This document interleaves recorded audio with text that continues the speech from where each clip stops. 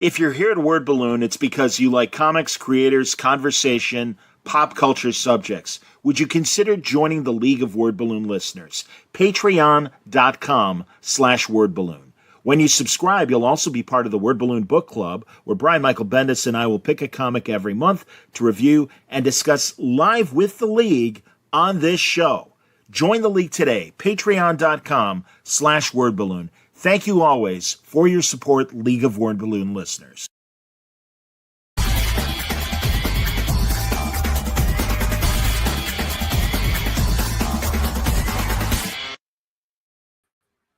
Welcome back, everybody. It's time again for Word Balloon, the comic book conversation show. John Suntress here. Look who's on Word Balloon today. It's good to see him. John Romita Jr. John A. How you doing, John? Good to see you, too. Thanks a lot for having me. Are you kidding? Absolutely. Johnny, honestly, if you wanted to come on every month, man, I'm for it. So, all right, now listen. I'm drinking this on camera. This really is red fake soda. It's not wine yet, so don't think anything, please. I understand. Johnny, I think I drink this. Is that ice? Yes, it is. It's delicious. I love it. Yeah. It's my one bad thing I drink, honestly. No, I get it, John. I'm a Spindrift guy myself. All right. And because hey, man, we grew up on soda, so I get it. That's true. That's true. It goes back to yes. Hard habit to break, man. So no, I'm with you. And it's these things are low sugar or no sugar, so that's great. Good for you, John. It's the truth. It's the Absolutely, truth, man. I'm excited to talk to you. We got people already piling in with questions, but one great new project that you and Mark Miller are doing is this brand new book, Psychic Sam. Yeah, it's exciting as hell. He's got great premise that he threw my way and lets me play with it. It's one of the things that the writers, unfortunately or fortunately, I'm older than all my writers, and they bow to my expertise, so to speak. But Miller does the same thing. He says, "Hey, listen, this is the premise. Knock yourself out." And he gives me a really comfortably loose synopsis with some dialogue. And he says, "Don't go by the dialogue. Just use your instincts." And then I do some character studies and some character designs, and we bag it back and forth, and we come up with this great project. It's so much fun. It was a film from the get-go. That's how brilliant it is, and that's the challenge, is when you get something that is so wonderful to do justice to it, and I hope I'm doing it. Tell me about, and that's great. It sounds like it's Marvel style. Even back in the day, John, was it really Marvel style when you would collaborate with guys back in the day? I don't remember when things changed over to scripts, but I was very fortunate in that I was weaned on the plot system. And if you didn't know how to tell a story, you didn't get any work. I was telling a story about Frank Miller, and I came into the business roughly the same time, and that's why we jibed so well. Mark Miller and I didn't come in at the same time, but he was a fan of artists getting to play around. I don't remember what year it was, but I remember writers saying, "All right, listen, I'm sending you a script, but you can do what you want with it. Don't feel that you have to be restricted by what I've given you or the dialogue. Dialogue is just for expressions if need be. And if you do anything really outstandingly different, let us know." And my word was, I don't take anything away. I add to it, add panels and shots and so on, and maneuver things. I don't remember what year it was, but the scripts have been given to me as hybrids, plots, and they let me play with it. And I've been doing it for long enough that I don't feel any need to struggle with it. I don't feel any discomfort, no matter what I'm given. I'm given a tome sometimes of 200 pages of a script, and they tell me, "Go ahead, massage it as you see fit." There's sometimes a need to work things or move things around because some writers get a little bit carried away. Writers will ask for some impossible things. I think in the Fantastic Four Godzilla book, it would have taken 200 pages to get done what the writer asked for, and he laughed at me when I said that. But it was near impossible because there were some scenarios that you can't get done in a certain amount of pages. However, the writer, in all honesty, did allow me to play with what I was given, and that's the part of it. When I'm that much older than the writer, a little bit more experience, and they say, "Knock yourself out." And that's my favorite expression. Is the writer will say, Take it and run with it. That's beautiful, John. Absolutely. By the way, I just want to, everyone is checking in and just saying hi.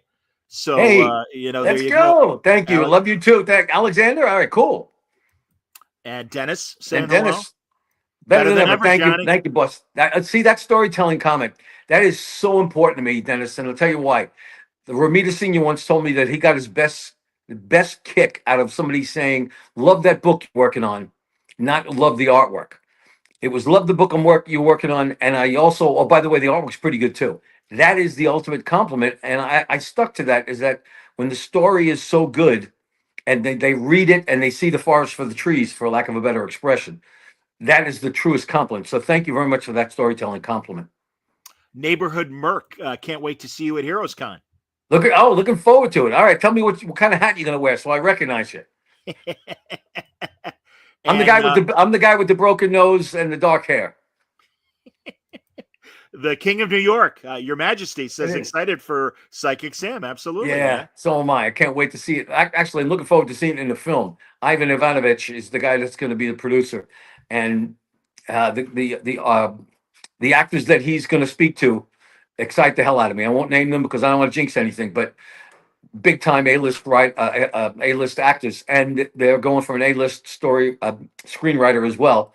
So I'm hoping now that with the rumors of the film, now I really am being thrown a challenge. I have got to make the second two issues better than the first. And listen, there's always room for improvement, but that scares the shit out of me. How similar is Psychic Sam from a design standpoint to Frank Castle? Wink, wink, nudge, nudge.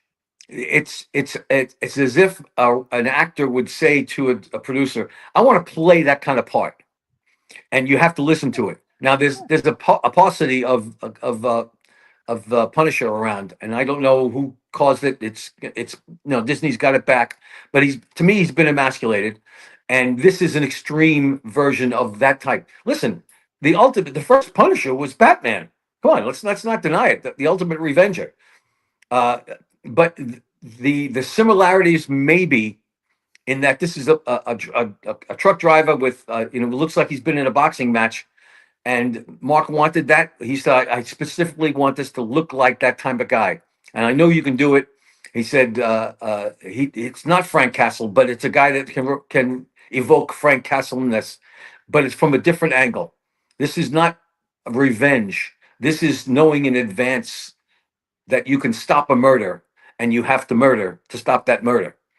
The person that's going to do that horrible crime, you kill before they kill. So who's the murderer here? This is genius. And you can have a conversation at a bar about something like that. Would you stop somebody that you knew was a murderer? It's going to murder in a year. Would you stop somebody? Would you kill them? How can you not discuss that? That's the genius of this premise. And my problem is I have to live up to that, and that's a challenge and a half. That's what's great with working with Mark Miller.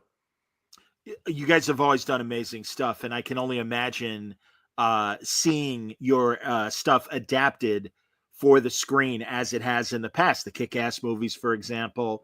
So I'm sure you're excited about Psychic Sam making the same jump as well. Yeah, and the ultimate compliment is when a producer says we got storyboards. And that to me is just a beautiful slap on the back, and I love that. That's a compliment and a half. Mark says that, and I love that. And our writers will say that about a storyboard, a storyteller that does the right thing. This is storyboards for a film. Exactly right.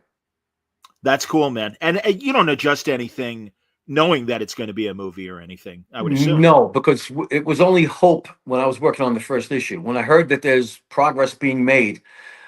There'll be a little bit of intimidation on the second issue that I want to show because I know that the actors are going to read the complete issue. What's interesting, they're going to read the black and white version before it's printed because we're that far in advance, and the producer would like actors to take a look at it. So they'll let the art's going to be lettered and they'll be read before it's actually printed.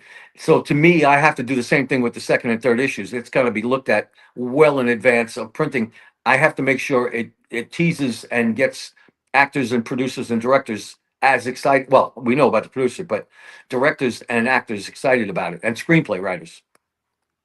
How many issues, or rather, I should say, how many pages? Three issues for the first story. 3 issues for this story, and it's 3 50-page issues. Wow, great. Yeah. I That's told cool. Mark, yeah, that's a piece of cake. Just pull it right out of my rear end. Comes out, comes out easy and fast. I swear. He go ahead. Here's 150 pages to knock yourself out.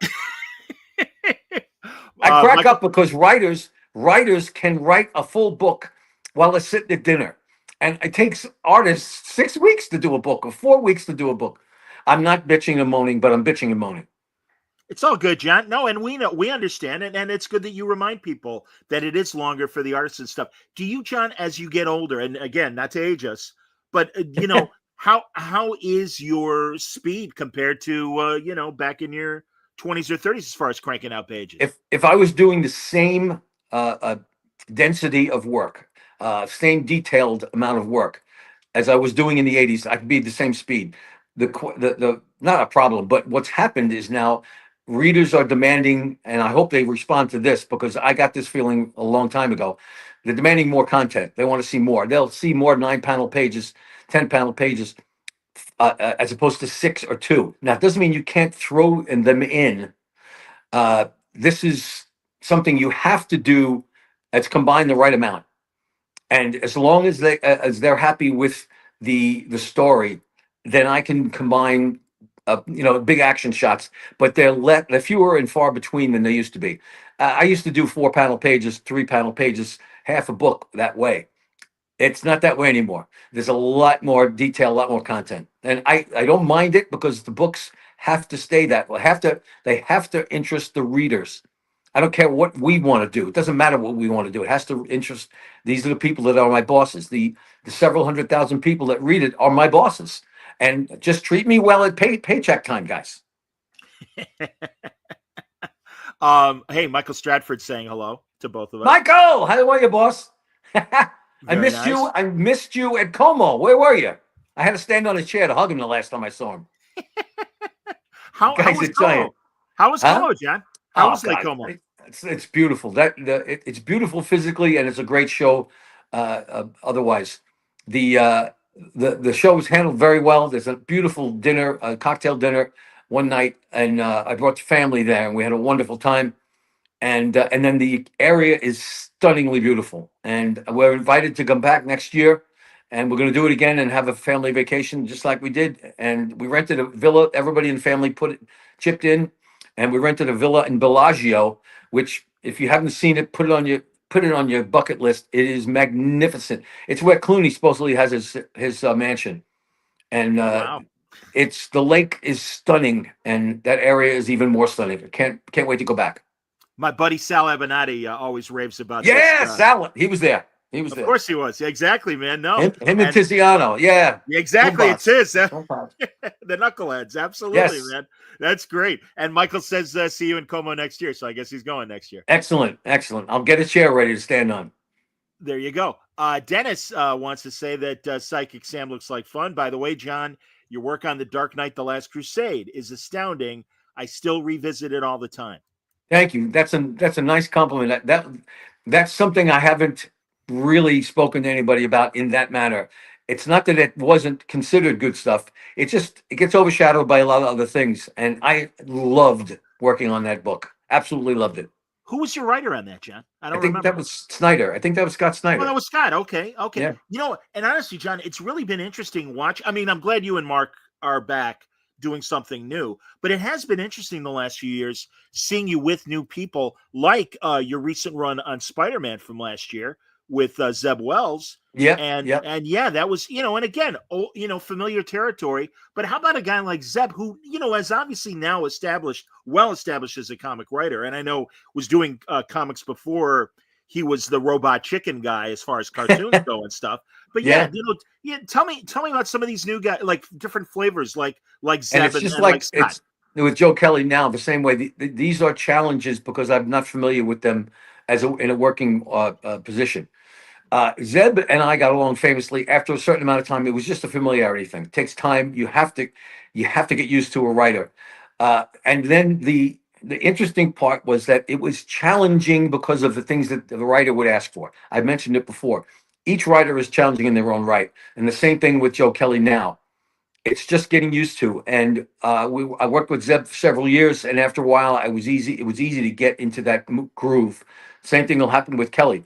Uh, I appreciate the difference with each writer is it will bring, instead of getting bored with a writer over, and I mean a team over 4 or 5 years, whatever the amount of time it was. You change the team, and you get a nice variation, and it changes my stuff. It's not the same old, and I like that because it does bring challenges, and I enjoyed it. Listen, there was some great storylines, arcs with Zeb, and now Zeb's a screenwriter. Man's fantastic. Now we got Joe Kelly, equally as brilliant. I'm very lucky to work with great writers.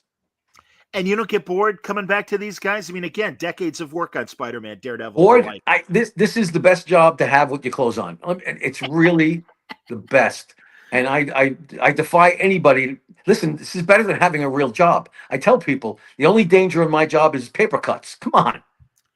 I, but honestly, Johnny, how about like seriously, the shit we all have to worry about as we get older and stuff? Are your hands okay and your eyes and everything? Hands are great. Eyes are fine. I do have a lower back problem. I'm going to get surgery in a couple of weeks from a martial arts injury from many years ago, and I got a pinched nerve, but not from sitting. Matter of fact, the best comfort I have is sitting. It's walking and standing to them, but never had a problem with the wrist, the hand. Well, my ass gets sore once in a while, and my wife says, "Can I massage your hand?" I said, "No, my ass hurts." She says, "Get out of here." You're on your own. That's outstanding, John. Truly. I'm excited to see you next face to face at Terrificon in August, the Yeah, Connecticut show. that's And I know looking Mitch forward to was that. also, yeah, Mitch was also at Lake Como. Mitch But is a good man. Mitch is a great guy. I love it. Love working with him. and also, man, I got to talk to him. Maybe we should do a panel with you and Ann about If Ann's going to be Daredevil. there, if Ann's going to be there, I would give anything to do that. Who else is going to be there from Daredevil? I don't know, but I would think that'd be great. Yes, mention that to Mitch and tell him I completely agree. I absolutely will, man. No, I'm in constant contact with him. Here, Johnny. Here's an old ad from back in the Oh day. man, I love So that. now this is when you were taking over from Frank and Mazzucchelli, you and also Al Williamson. Before I get to the collaboration with Ann, I got to ask you in general because you did so much work with Al Williamson. If people don't know and don't remember, one of the great EC Comics guys, Oh a God, wonderful artist, beyond inking in his yes. own right. So what was it? How did that work, John? When you were working with a guy who had decades on you, when you guys finally got together, and what kind of collaboration was it with Al? I'll go by his word. Al claims he had seen my stuff before he had been asked to work on as the inker. Ralph Macchio, I was ready to leave Marvel and go back into advertising, and I was upset with a couple of things. And he said, "No, you got to try this and you can work with Ann." And I knew Ann from working on the X-Men, a great lady and a brilliant writer. He says, "Work with Ann, you'll love it. You got input, you'll be able to do some plotting. The full pencils and who would you like to ink you?" And at the time, I had been familiar with Al's stuff for years and decades. Klaus would attest to that. Even Scott Hanna, guys I work with, raised on that style of inking. I said, "Yeah, I'll take Al Williamson." Ha ha ha. Ralph says, "Hold on, I'm going to call him." I get a call in the morning, and he says, "Al says, yeah, get the fuck out of here." And he said, "Yeah, Al is familiar with your stuff, and I don't know how true it is because now Al can't attest to it. But when I run into him in a couple of decades, I'm going to ask him that very question." The the point is that the man was a brilliant illustrator that just happened to say, "I'm just going to ink for a paycheck. It's easy. I love it. I don't have to worry about killing myself." And he says, "And your stuff is all right there. I just trace it," which is hysterical. Al Williamson says he traces my stuff, which is a bunch of bull. At any rate, that was literally how things played out. Al said yes to the first invite, and I was so lucky. And he played over me on Man Without Fear and Ann's run with me. The stuff is really beautiful stuff artistically, but the chance to do all the storytelling the way I wanted to, and possibly the best I've ever worked on is Man Without Fear with Frank. That run of that character is probably the highlight of my career over the decades, with the exception of that thing with Straczynski, that run with Straczynski on Spider-Man, which I think is second to possibly only to Stan and John Romita Sr. Johnny, so many great moments in that Straczynski collaboration as well. But if people need any sort of reminder, which I'm sure they don't, here's a great cover from back in Oh the day man, of love Man it, with No love it, Fear. love Yeah, it. great stuff, great stuff. But yeah, let's go back to Anne and the creation of Typhoid Mary, because hey man, that was a tall order for both of you. Coming was that your first regular? Because again, it was Miller and Mazzucchelli, their great run on Born Again, as it's known now, and it's ironic that that was the Netflix title as well, a little different. Right, right. But yeah, was there no fear or anything Yeah, like that coming into of this? course, intimidation, and even Ann, I think Ann even said it. Listen, we have big shoes to fill, but let's do this. And she brought a little bit of how do I say it? Not politics per se, but topical reality. The characters were based in topics. Uh, even Typhoid Mary was a lunatic female villain. She says just because I'm a feminist doesn't mean I can't do bad characters. Villains that are females. And she just tosses me the name of Typhoid Mary, and she's a suicidal, homicidal maniac. And you design it the way you see fit. And at that time, I was married, and my ex-wife came walking out of the bathroom to go to work dressed like Typhoid Mary. This is the 80s. I swear with the exception of the machetes, which were probably in the closet somewhere. But that's the way it was. The big shoulder pads, the fishnet stockings, and it worked out. I said all I did was I just put a split down the middle to be, the insane two-sided personality thing. But it was Anne's character, and she played it up beautifully. And when I told her the look, and I gave her the sketch, and there was no fax. I think there were faxes back then, maybe. She saw it. I love it. She said, "This is fantastic. Don't change anything. Let's leave it the way it is." And then we turned her into this foil for Daredevil, and I think it played beautifully by Anne. Just fantastic. All I did was follow along. Honestly, John, you're designed for it. Now here, I'll put up the house ad again from back in the day. It's like she stepped out of an MTV video, Hey, for real. listen, that's the day. That was back in the 80s. There you go. Come on, man. Yeah, absolutely. No, that was no great stuff, John. Truly. And I also wanted to ask you about this because this was such a brief moment in comics in general, and I know Marvel really embraced it. But this is one of those great covers that has that wide angle thing. Johnny, I'm shocked that more comics don't take advantage of taking the comic and turning it that way, because I think that's really an opportunity for the artist to Of really course, go to town. that's what a movie screen is. That's where your peripheral vision is, and that's why my favorite shape of a panel is the wide angle panel. Uh, it's to me that's the way it should be. But there are specifics, a character falling from a high distance and so on. You can do that. But I've never been one to do the crazy angular panels. I think it takes away from what you're trying to get across. Again, that's just me. There's a lot of very brilliant draftsmen that use their panel designs as they see fit. However, that is the way it should be, is the wide angle. Now, as far as the book being that way, interiors, yes. I would love to do all wraparound covers. I really would. I think you're right in that. I don't know. Maybe it's the expense of doing wraparound covers. I don't know. But interiors panels can all be storyboard shaped panels. I forgot what the numbers are, 11.9, whatever that is, 13.9. I forgot what the dimensions were. Yeah. But it's wide angle, and that's what your peripheral vision sees. And I feel that's the the biggest tool, other than a pencil and my head, that you can have.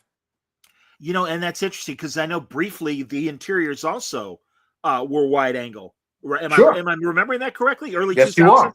Yes, Yeah, you yeah, are. yeah. So yeah, again, I just think that's a missed opportunity that they don't do it more. A And lot it of does. writers, I've had writers specify, let's do this wide angle, this whole page wide angle. And I in the back of my mind, I would have done it that way anyway, but it's a great idea. And I will stick to that.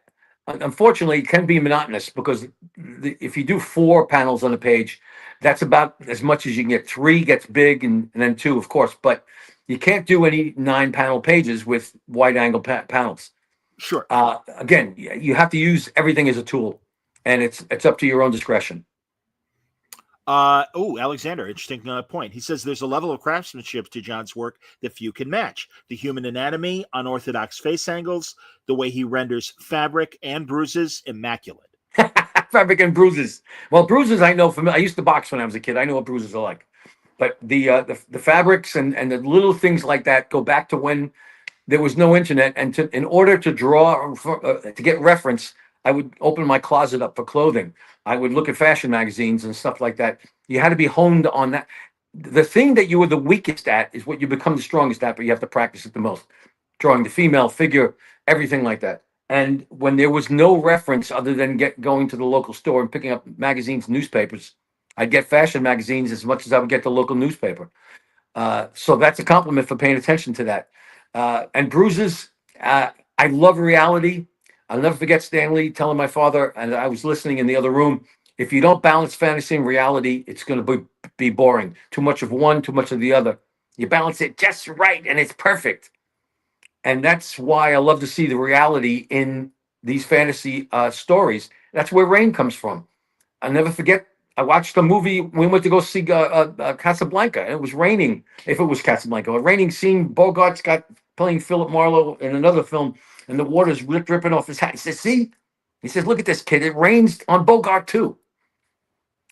And that stuck with me. That's the same thing about rain in the comics. Spider-Man gets rained on. Holy shit, he's a real character. I And agree. that's what I love. I love the fantasy mixed with the reality, and that's where the fabric and the clothing and the reality of the cars and the buildings.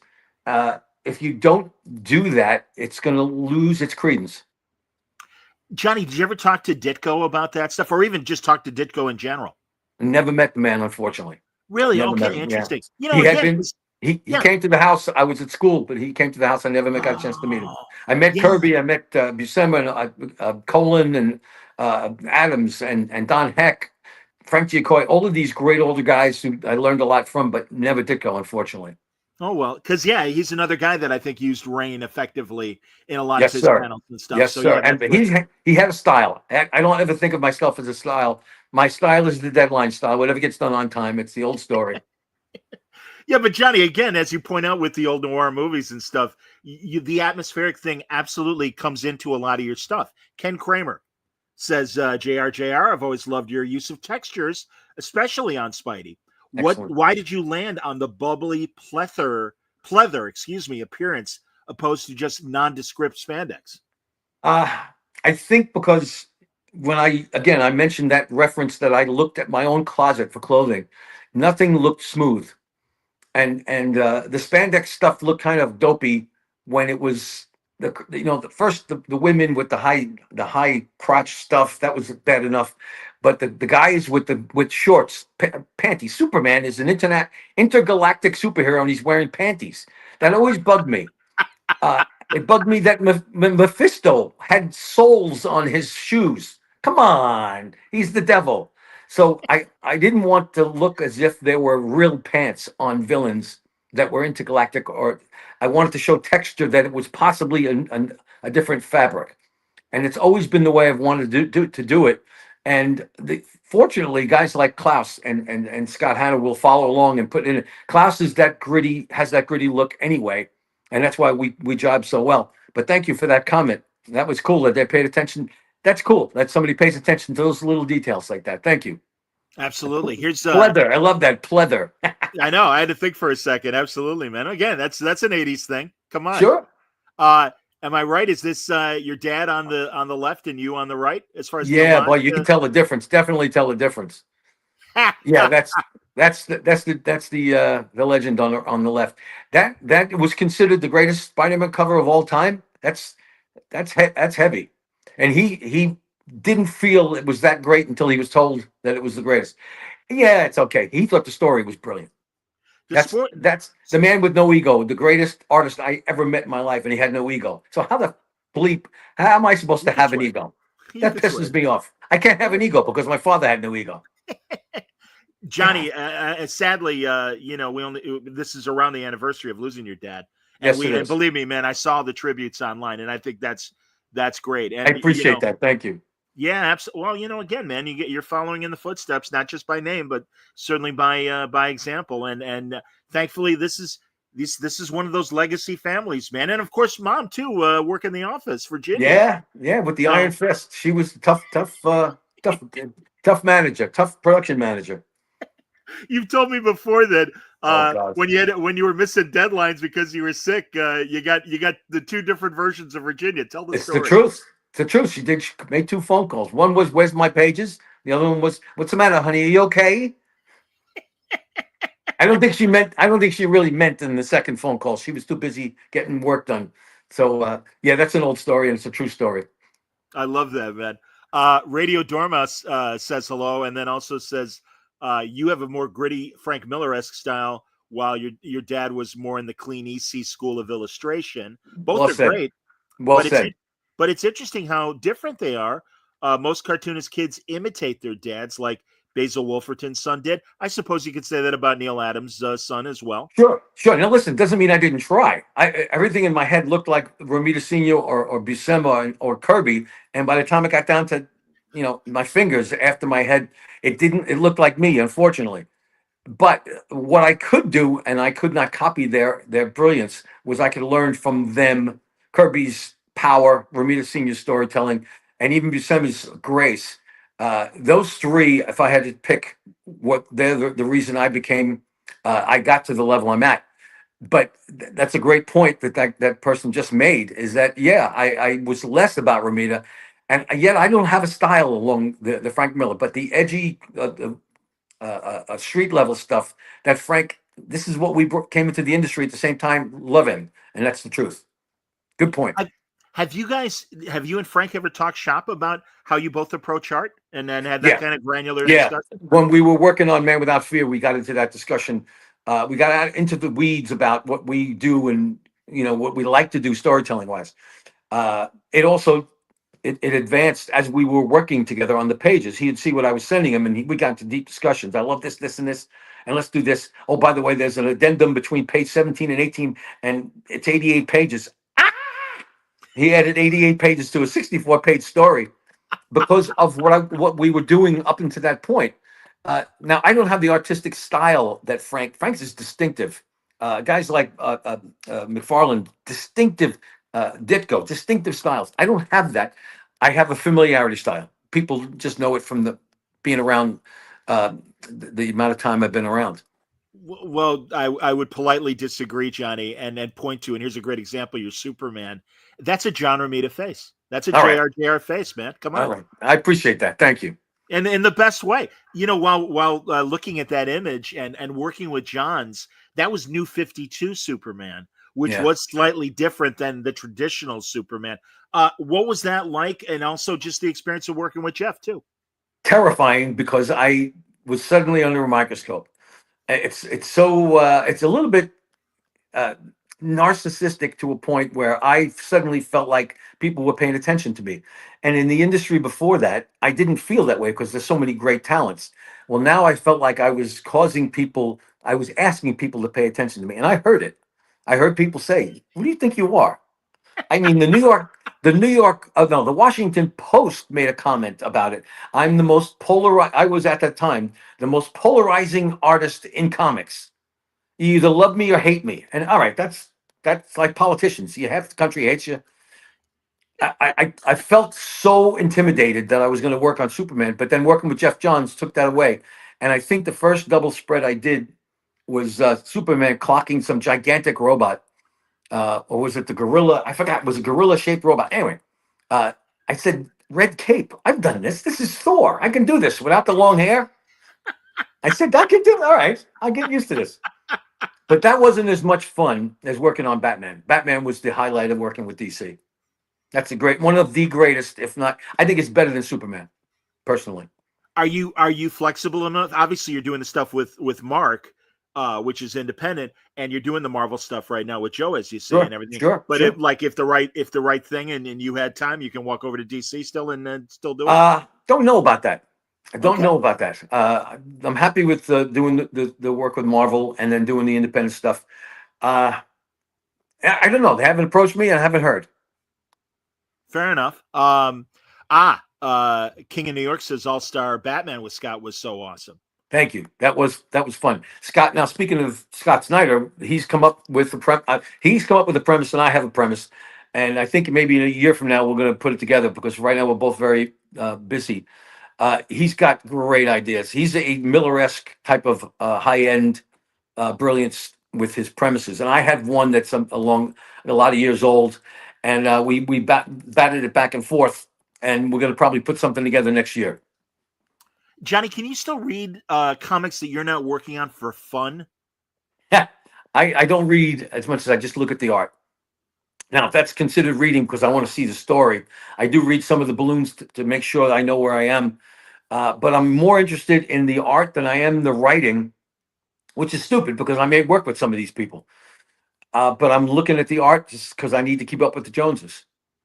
I respect that, but I also wondered, especially over at you even saw this at Marvel during the Ultimate line, but now they got the Absolute line, and obviously Scott doing Batman and Right.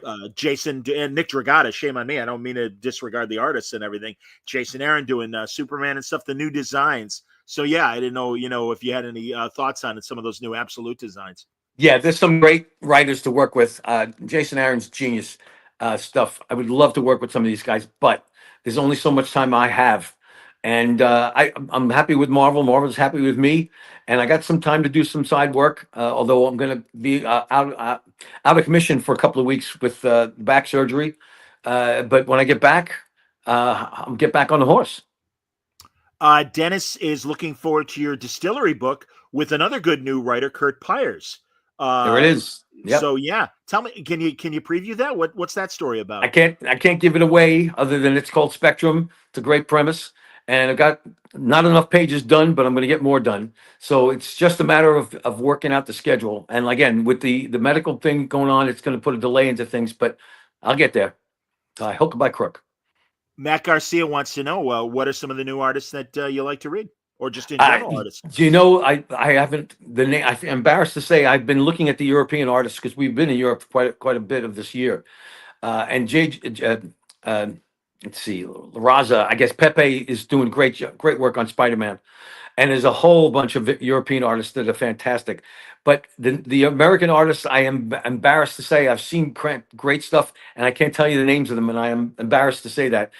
It's a glance at a book, and I look at it, and I put it down, and it's usually at a convention, and I feel bad about that, and I'm gonna fix that by looking at some of the guys I've seen and remembering their names. But Pepe is doing a fantastic job on Spider-Man. Patrick is acknowledging your great dad, so that's very nice that he's. Thank you, boss. I appreciate that. Thank you very much for that. James has an interesting question. Are there any public domain characters you'd want to put your spin on? This is interesting. Oh man, that's a great question, and I don't know if I can answer that in right now. I have to. My head is hurting just thinking about that. Airboy, Black Terror. I'm trying to think of some of those old fiction houses. I have my own, but I've been approached by a couple of artists or writers or editors about their public domain characters to do a cover. As far as who they were, it doesn't matter. But I would like to think that over. That's a great question.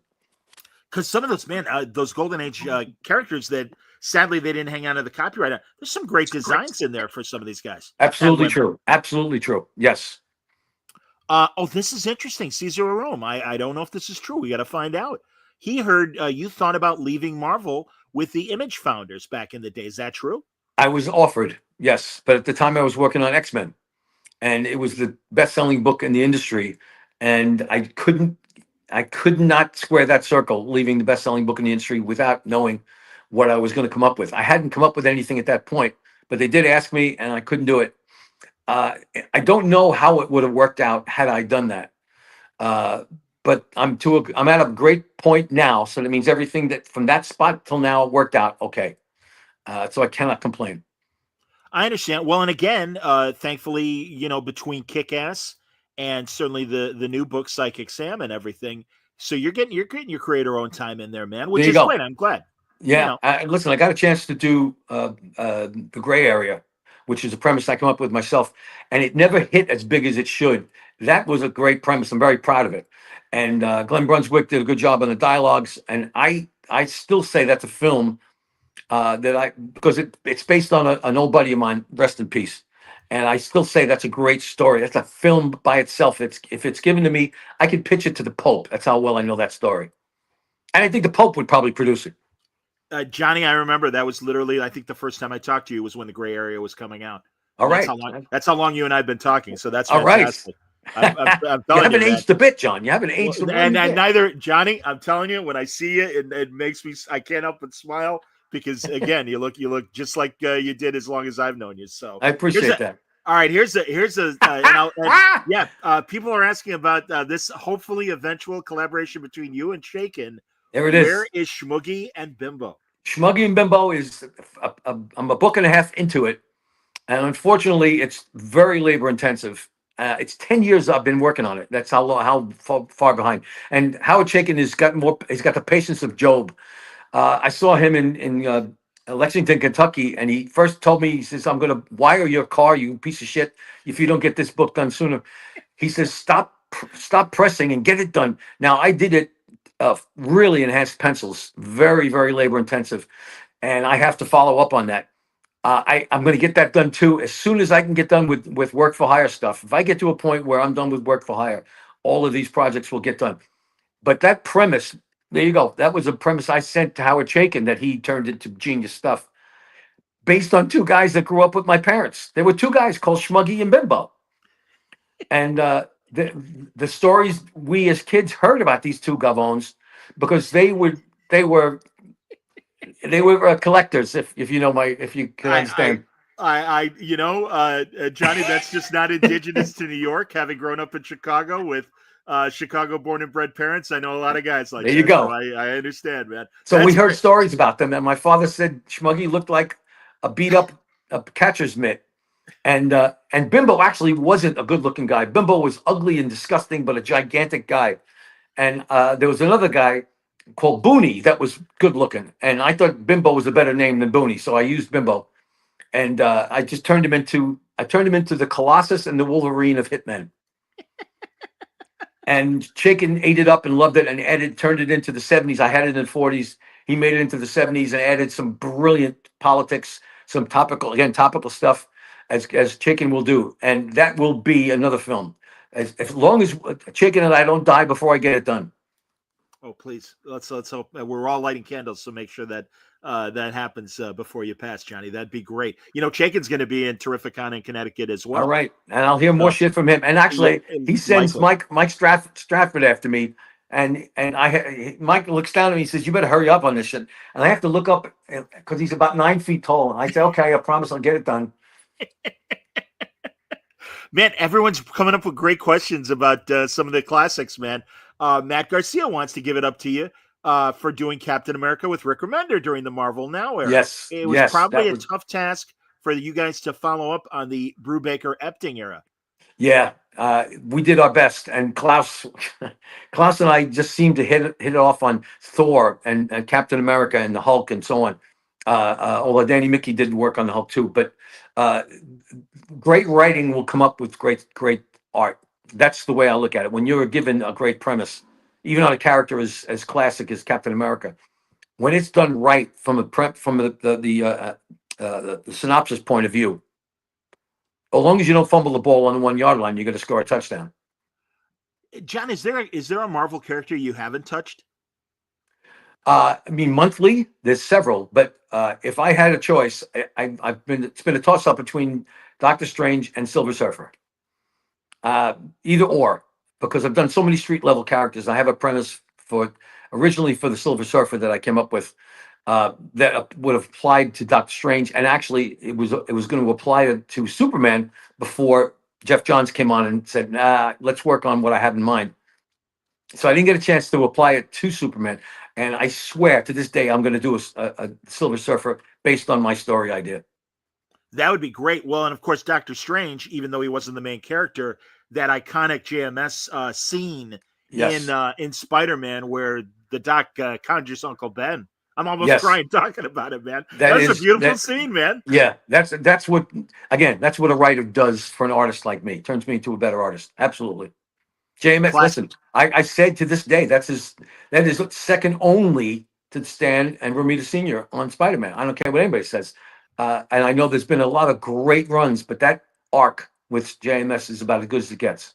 No, it's great. And it's so interesting that even the movies have even touched on all the mythology that JMS and you added with Ezekiel and the Spider Clan and all the spirit of the Spider stuff and everything.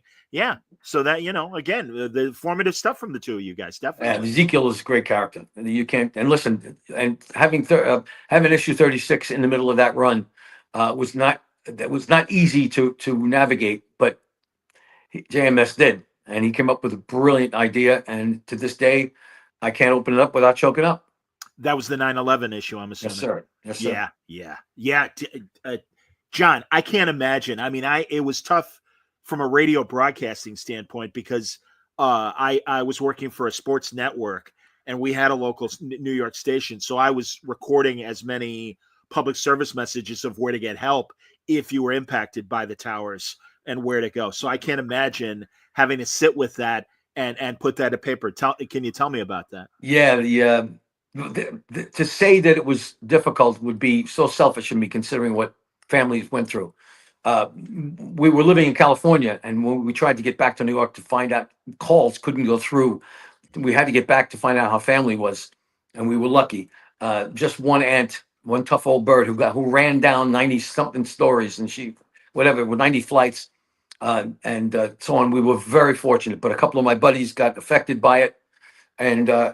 the we were just approached. My wife has been in contact with the 9/11 museum folks about the 25th anniversary, and I swear, God bless Kathy. She's been in touch and she's been a ground, just a hound dog to get to them because they have been avoiding us, or they said because of COVID, there's been a big gap in their attention span.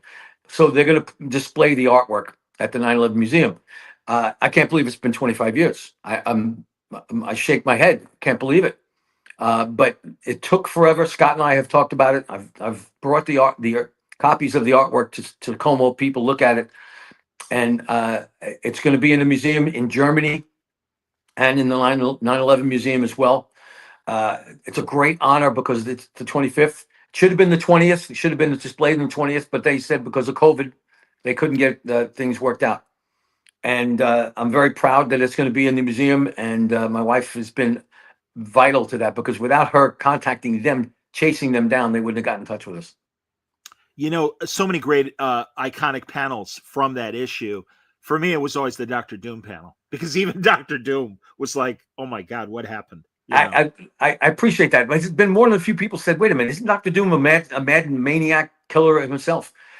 I couldn't answer it other than say, well, it affects even those type of people to see the stupidity of what happened. But my favorite image of that is that last page where the police, the firefighters, and the military are the superheroes. Yeah. And that's what JMS and I worked on, was that this is not about comics. This is about the true superheroes, and the frustration of the superheroes is one thing. That was the frustration of the police, the firefighters, and the military.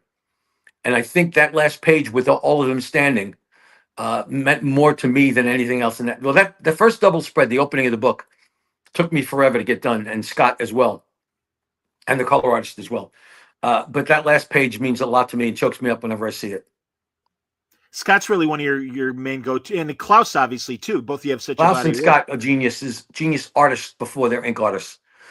Different styles, but Scott and I both just cannot remember how long it took, what we just were at a mad pace to get it done, and the amount of detail that went into it is insane considering how quickly we got it done in 5 weeks. That is uncalled for that amount of detail. It had to have that kind of detail in reality because of what it was. And the film Clockwork Orange comes to mind because I had images daily printed out in front of me for reality and detail of what was going on, and I was having nightmares. My wife said you didn't sleep for days at a time. but I'm not trying to get any sympathy out of this, but that was the kind of thing it just blows your mind to see that kind of thing. I can only imagine being, and I have a buddy who was down at the pit that's got to get checked for cancer every couple of months. I got a buddy who's a sanitation worker. Same thing. He was down at the pit and he has to get checked. Those are the superheroes, those guys. For the audio audience, Johnny's wearing a New York Fire Department hat, and There it that's great, is. man. No, and It's my 9/11 hat. I respect that, John. And also, I really appreciated that Marvel tried to do a Call of Duty or whatever it was called. Maybe it was called The Call, but it was really trying to focus on the doctors, the firemen, the cops. And it's a shame. And I assume, as always, if sales aren't there, sales aren't there. But it's like, that's a shame because it to me felt like, and especially in that early 2000 period, an opportunity to tell real world stories in comics again, which really felt like maybe, I know we had Night Nurse and some other things over the years, and certainly the romance comics, but it really felt like maybe, not since the 40s or 50s was there that kind of opportunity for that kind of storytelling. Yeah, the people from the 9/11 Museum spoke to Kathy and me, and they discussed that very thing, that they have a section of the museum that is dedicated to the comics world and its reaction. Obviously the 9/11 issue is there, and I don't know. They mentioned a couple other things. I think that the Casada edited call, but I forgot the name of the title of the book. Maybe somebody can fill it in with it. I forgot the name of the title, but that's there too. The 20th anniversary 8-pager is there. They said, and I'm paraphrasing, how important it was that it's good for young people who were not born. This is what blows my mind. Not born when it happened, and they subsequent to the attack, and I'm calling it an attack, of course. That they read up on it through comics. That not newspapers. Then they went and looked at it online, and they saw and they learned. That was a very important point from that gentleman. That's the curator. My wife and I both had to say, yeah, that's great to know. And it boggled my mind that there are people that are that young that are reading about that horrible day in a comic book, and then they go and they research it. That's fantastic. I'm with you, man. Absolutely. Carrie thinks it's wonderful that you did all that for the real world heroes. Absolutely, man. Amen. Well said. And they are real world heroes. And some of the toughest people I know, cops and firefighters, and I grew up with them. And we played cards together when we were younger, and I would put my hands on the table with paper cuts, and they would laugh at me. What are you doing? And their hands were all gnarled, plumbers and firefighters and cops and tough guys. And I come up when I got my fingernails done. I got my balls busted. Excuse the expression. But those are the guys. Those are the heroes. Exactly right. And that's why that last page of that story is so important to me. And I wear this hat with great pride. I wear my NYPD FDNY NYPD hat that I got from a buddy. And the stories go on and on. One guy lost 43 of his firefighter buddies. One guy lost 12 of his cop buddies. You can forever and ever, you can talk about it. And these are the toughest people on the planet. Agreed, man. No, they walk into danger because that's their job. Absolutely. Amen. Amen. I'm absolutely with you. Sean says, good to see you, John. Signed up for the Kickstarter last week. Excellent, Sean. Way to go, boss. I love you already. I'll buy you a beer. Attaboy. And says, thanks for the Spider-Man head sketch when I was a kid. How about that? All right. All right. So I'm sure I was a kid too when I did it, right? We don't want to talk about how old I am. Here I got James Bunt had a really interesting question, and I want to get to it because it's a couple up here. Let's see where the hell. There it is. How do you feel about the message of Kick-Ass in the comic versus the movie? I found the comic to be a cautionary tale, while the movie seemed to be more like a power fantasy. Yeah, I think that's a good way of putting it. Mark was bemoaning the fact that he wanted to be a superhero and couldn't because he was just a normal schmuck. And they tried to show some superheroics in the film. That's actually a very good distinction and great point. I think I agree with you completely. That's a great way of putting it. How do you see cautionary tale? Cautionary tale because the irony is that how many kids want to be superheroes and maybe do something stupid and get themselves hurt? Cautionary tale. Johnny, aren't you shocked at, really, and again, being in New York, we see it a little bit in Chicago. groups like the Guardian Angels and how they've, You continued go. to do their work and stuff. And yeah, man. And then you do get that weird, and I don't even know how many of them are still around, those real life people that were running around in costume and everything and trying to That's do right. good. That's right. And now the leader of the Guardian Angels is running for mayor. Is that is So that is it still Sliwa? Is that yeah, Curtis Sliwa? he's going to run for he's running for mayor. I think if he gets Wow. the nomination. What I guess you could say that is those are the real superheroes. But if you try to be a superhero, you can get hurt. And a cautionary tale. And conversation with my son Vinny, big, strong, powerful kid. He says to me, "This is after the guy strangled the guy on the subway car, Daniel Penny, and he got dragged through the mud by the press." Uh, my son says to me, "Dad, what do I do if that happens? I'm sitting next to some animal, and he starts to accost an old lady, or so." He says, "What do I do?" And I didn't know what to say, and I said, "What I would do is I probably would step in and do something because I was stupid back then when I was your age." I said, "But I don't want you to second guess it. If it comes to mind that you don't want to see anything happen, you take this guy apart." He says, "But Dad, suppose I get arrested." I said, "I'll bail you out. But this is the conversation that you have to worry about. I'm going to save somebody's life and get arrested?" He said, "Dad, what do I do?" Because he's on the subway occasionally. Sure. And this is nothing. There's no mystery to the crap that goes on in New York City subways. I'm hip, I'm Johnny. ashamed. I'm definitely ashamed. Well, and Johnny, you and I, and again, you did it more because it was local news. The whole Bernard Getz thing back in the Here it day. is. Yeah. Exactly right. And it applies to the conversation. Exactly right. Yeah, and Johnny, I know, and it suck because I really thought when we were kids, I mean, we could be 10-year-old kids and get on our. I mean, I did it on the L here in Right. Chicago, and nobody blinked. And also, adults were mindful. Like I would get, like maybe like a religious person might like really get in your face, and some strange man would be, hey, leave the kid alone, and it's like because everybody True. watched out for everybody. It was It's really great, true. There and were days when it was safe to walk around the streets, and it's just not that way anymore, no, unfortunately. But there was ebb and flow. Remember, Rudy Giuliani made the city safe for a while, and then it got, the next mayor. Actually, the next mayor, Bloomberg, did a good job. The guy after that did a lousy job, and now the city's still struggling. It's getting better again, but there were days when you could walk Times Square with your family and grandchildren and be safe, and it was wonderful. Same thing in California. My wife is from San Diego. You could walk the beach safe, and you can't do that in San Diego. You can't do that in New York City anymore. Everything's changed.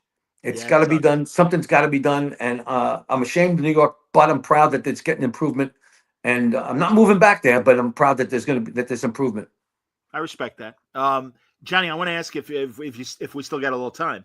We got some Uh, time. Sure, a couple all of right, minutes. beautiful. All right, beautiful. I want to know your thoughts on the evolution of the superhero movies because again, it's interesting to compare the messages of Kick-Ass to the stuff we're getting now. So, just in general, how have you felt about the TV shows and the movies?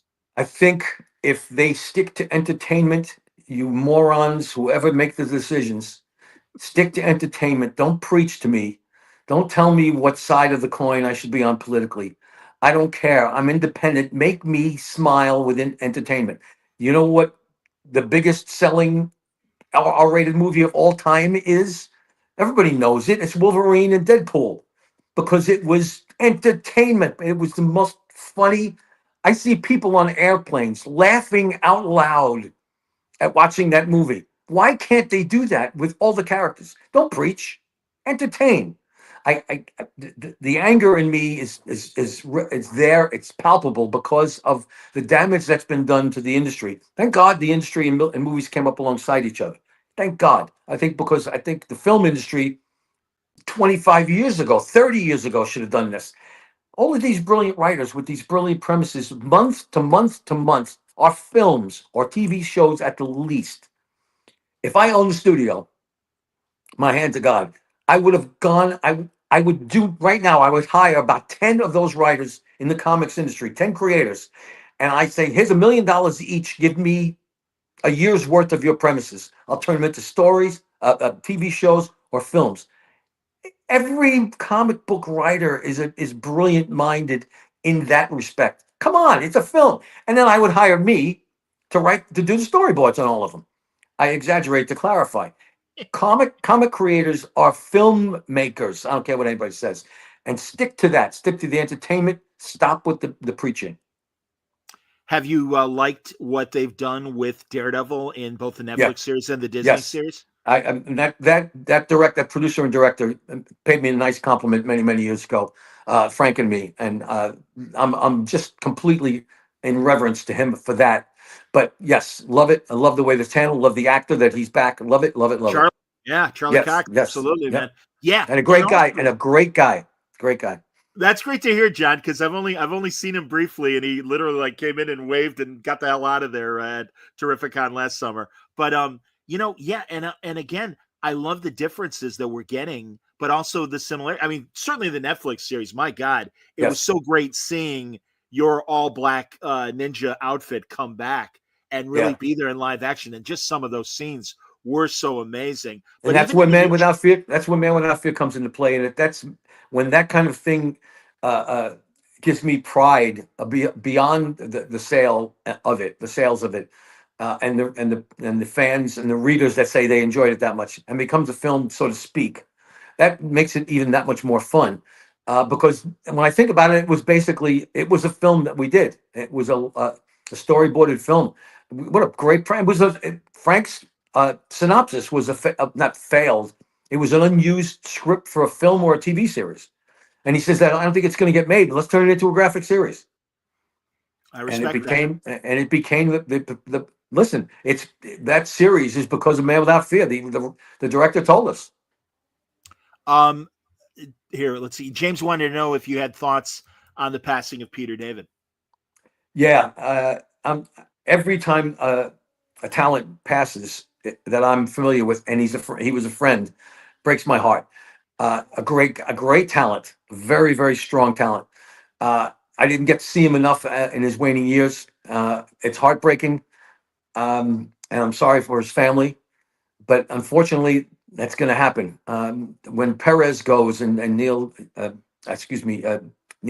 Adams goes, and when my old man goes, you nod in reverence to them. But Peter was a friend, and it breaks my heart, and I wish I had seen more of him in his waning years. Thank you for that comment. God, and that reminds me of another classic scene that you drew. Am I right? During World or no, I can't remember if it was Planet. It was World War Hulk, where Okay. Black Bolt. Well, didn't you draw that Black Bolt Hulk on the moon? Yeah. Stop. Yeah. One word, because it's Black Bolt. And yeah, man. There is another character, excuse me, that quite possibly is one of the best characters ever made. Uh, uh, I joke about Galactus maybe being the greatest character because that's what Stan Lee says to Jack Kirby. I want to use God in the comic, capital G, and he comes up with capital G Galactus, and then Jack brings the Silver Surfer into it. This is beyond genius, and that's the same with Black Bolt and the Black Panther. Uh, yeah, that to me is high quality stuff, and I got a chance to draw Black Bolt and Black Panther. Everything that Kirby did, I got a chance to play with. Not That's, everything, but those great Marvel characters. are you psyched for the movie? Yeah, yeah, definitely, definitely. Based on that foot, it looks like we're going to get a real Galactus. So that's going to be Yeah, exciting. I'm dying to know how they're going to handle that. Yeah, no, I'll be there in a second, Kath. Okay. Oh, all right, I'm getting the heave ho from the wife. No. I respect that, man. It's dinner time, your time, and everything. No, we can leave it there, John. Honestly, I'm psyched to see you in August. I can't wait. Good luck with the back surgery, and Piece of cake. Piece of cake. Attaboy. And we'll look forward to Psychic Sam from you and Miller coming very soon. Now, hopefully, I'm talking to Mark next Wednesday. Beautiful. You'll have plenty. You'll say very little. He'll say a lot. That's usually the case, but that's great. No, all the best, Johnny. I'll let you John go. Boy, great to talk to you. And tell you, everybody that wrote in, great comments. Thank you very much for your reverence. And let's do this again. Anytime you want me, you know how to get in touch with me. Johnny, you can count on it, man. And absolutely, man. No, it's always a pleasure. And I'm so glad that we're doing this. And it really made me smile when Mark's people are like, "Hey, you want to talk to Romita?" I'm like, "Yes, of course I do." So yeah, man, I'll give you a break until I see you in August in the summer. So we'll be good. You got it. Let's talk more. Thanks a lot, boss. Take care. You too, buddy. Take care. John Romita Jr. What a talk, man. Come on. Really. This is how lucky I am, man. I'm telling you. Tonight, we're going to do another Word Balloon Live, and we're going to do it with my buddies Franco and Wayne, and we'll talk about some of the great TV and movies that have been happening lately, and of course, things that we're anticipating as well. So that's all coming up on Word Balloon Live. Until next time, everybody stay safe, stay happy, stay healthy.